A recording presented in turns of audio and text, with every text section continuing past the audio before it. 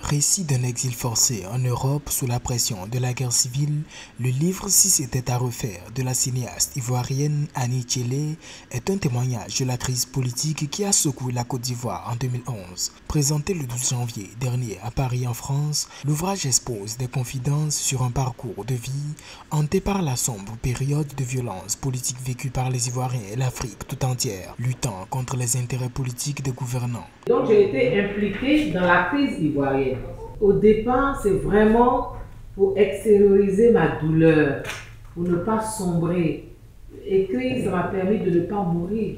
Toute ma famille était restée en Côte d'Ivoire. Ma mère, à qui j'étais très attachée, moi je n'ai jamais voulu vivre à l'extérieur. Je fais du cinéma, j'ai étudié à l'extérieur, mais j'ai toujours voulu vivre en Côte d'Ivoire. Et donc, je n'étais pas préparée à affronter l'extérieur, en tout cas pas dans ces conditions-là. Moi, je suis rentrée, on va dire, grâce à la réconciliation nationale. Des faits retracés sur 290 pages mettent en avant un volet crucial de l'histoire depuis la crise post-électorale de 2011 qui a contraint à 10 ans d'exil plusieurs Ivoiriens, dont l'auteur et sa famille. Pour rappel, la source originelle de cette crise reste le second tour de l'élection présidentielle de 2010, premier scrutin depuis 10 ans, dont le résultat a conduit à un différend entre Laurent Gbagbo, président sortant, et Alassane Ouattara, chacun revendiquant sa victoire. Il y a vraiment un désir des populations de tourner la page, parce qu'on ne peut pas aller de crise en crise.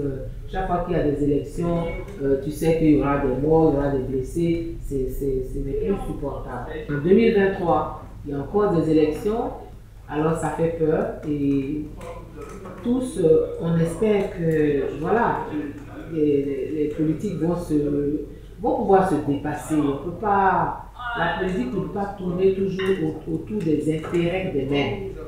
Et si c'était à refaire, Confidence sur un parcours de vie révèle le sens de la lutte de Annie Tchélé, dont l'engagement est né de son attachement à la vision du président Laurent Gbagbo et de son épouse Simone, qui en sont la référence selon le préfacier Cheikh Oumar Sissoko, cinéaste malien, homme politique et ancien ministre.